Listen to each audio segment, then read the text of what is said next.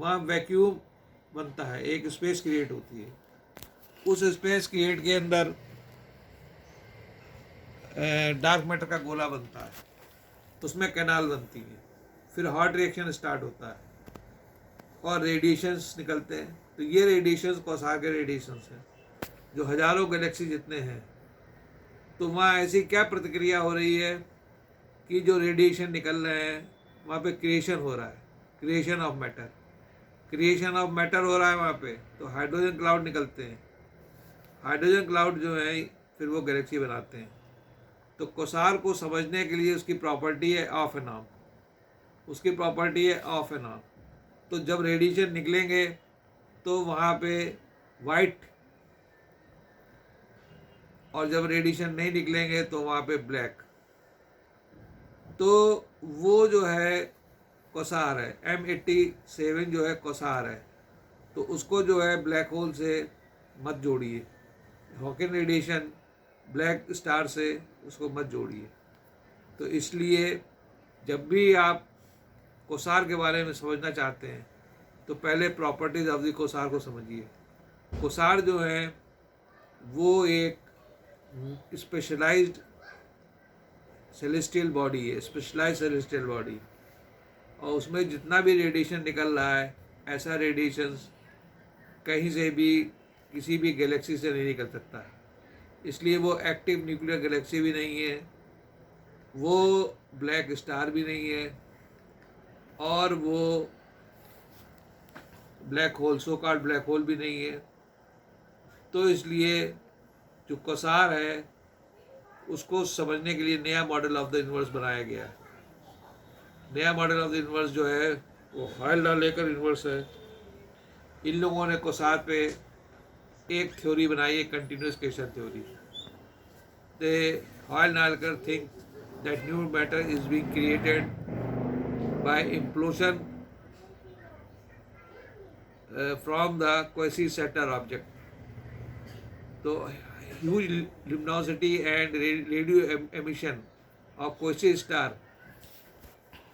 uh, unlikely, which is unlikely, which is not due to nuclear reaction, which is not due to nuclear reaction।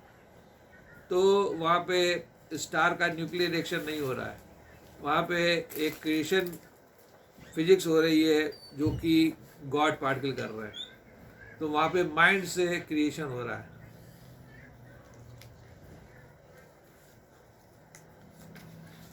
तो God particle जो है ये कैसे काम करते हैं ये आपको समझना पड़ेगा। ये माइंड से काम करते हैं।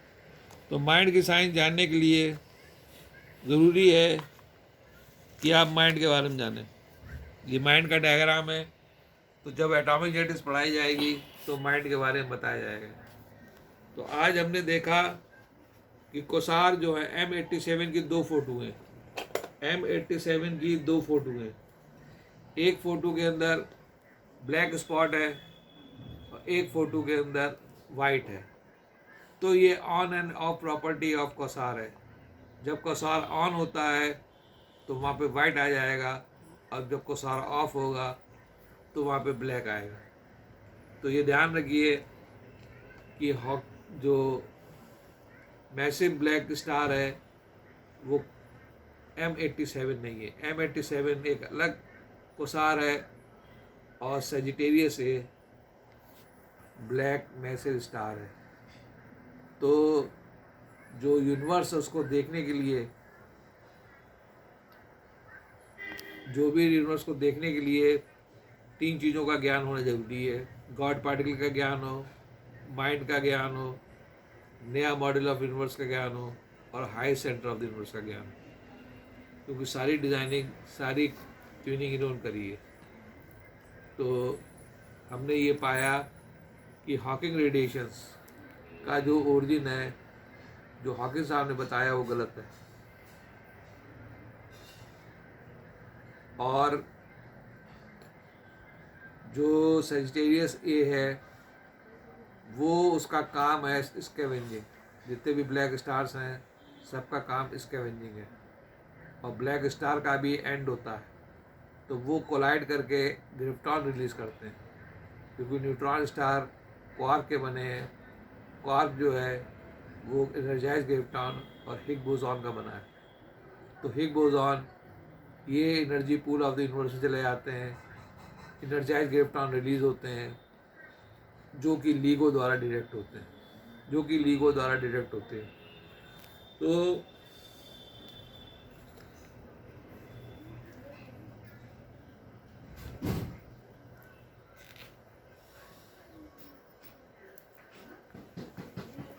ये जो है एनर्जाइज ग्रिप्टॉन की पिक्चर है, पास से दिखाओ।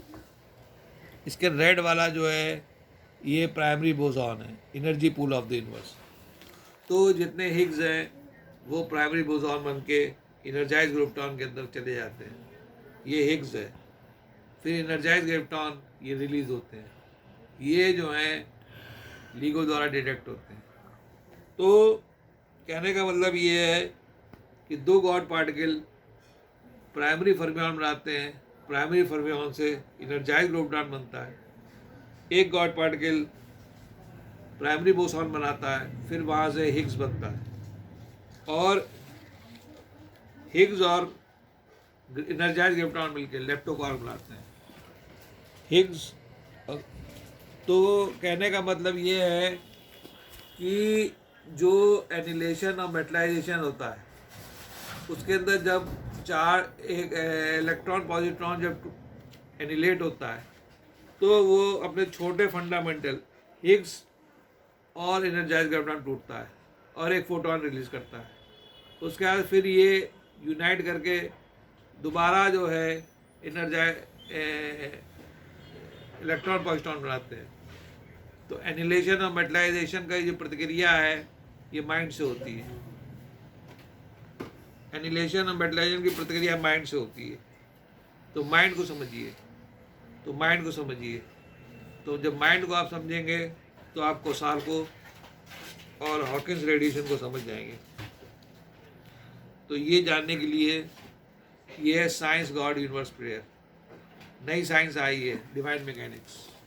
गॉड के माने गॉड पार्टिकल, यूनिवर्स के माने नया मॉडल ऑफ द यूनिवर्स है, ऑयल नॉन लाइटर यूनिवर्स, और प्रेयर के माने क्वांटम एंटेंगलमेंट। तो ये नई साइंस को आप जानिए, माइंड को जानिए, और high centre of the universe को जानिए।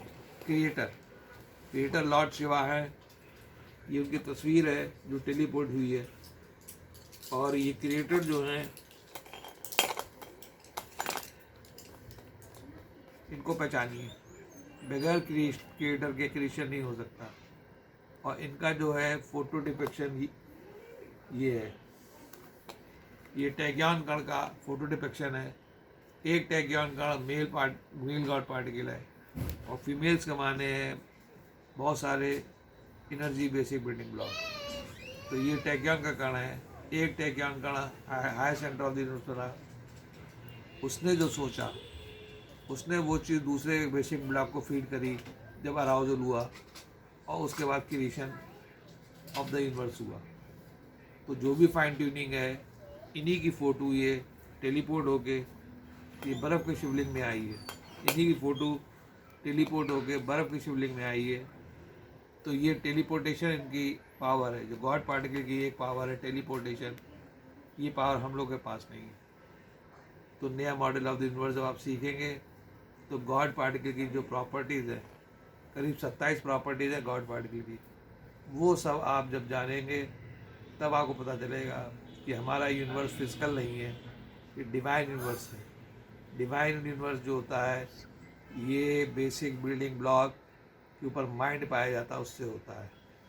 धन्यवाद।